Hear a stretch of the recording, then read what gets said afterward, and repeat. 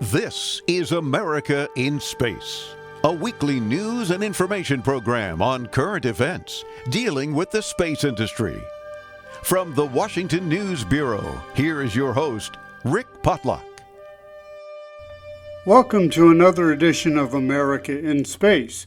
In this installment, we'll be learning about the Mars helicopter slated for a historic flight on the Red Planet.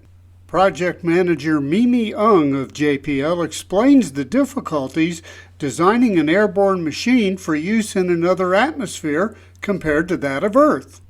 Yes, definitely. Flying a helicopter for Mars in this very thin atmosphere turns out to be quite different from designing a helicopter for Earth. And so the team had to go back all the way to the fundamentals of modeling the lift and the drag of a blade, really optimize it, and then develop a helicopter around there.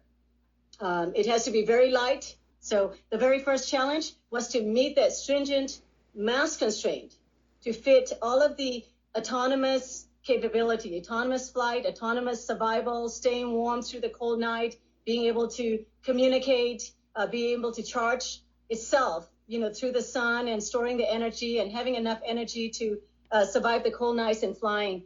Coming up with a design with those constraints, that was the first challenge we overcame. And then second is to build and test it. In terms of the environment to test on Earth, we utilized a special facility called the Space Simulator Facility, a chamber. It's a special chamber at JPL. It's a 25-foot diameter chamber that can be pumped down to vacuum. And what we did was we pumped that vacuum down to near vacuum, backfilled with carbon dioxide to represent the Martian atmosphere, and performed our test flights there. One thing that we can't compensate on Earth is the gravity.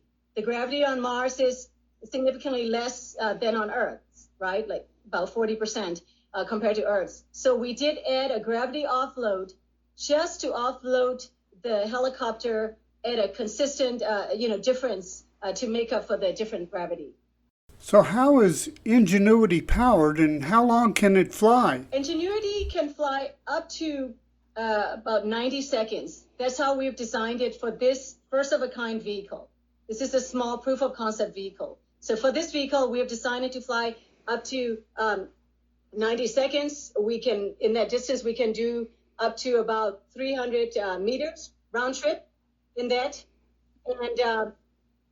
And the vehicle has a solar panel, and it will be recharged through the solar panel and will be storing the energy in the batteries and supplying the energy.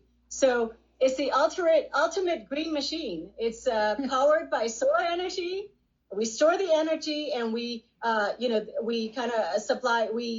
the energy for flying and surviving at night. In fact, once Perseverance rover delivers us to the surface and drives away, we never will be returning to the rover. Instead, we'll be communicating wirelessly. The helicopter will communicate wirelessly to the base station that we have left on the rover, and the base station will talk to the rover, which will relay the messages back and forth to the helicopter.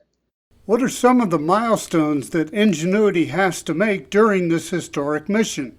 We have a checklist of milestones that we will be looking for, checking off, and learning every step of the way.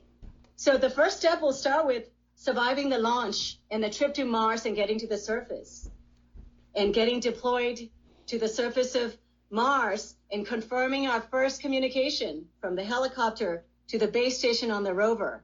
Then surviving that first cold night autonomously. The temperatures are very cold, minus 90 degrees Celsius in the nighttime at Mars.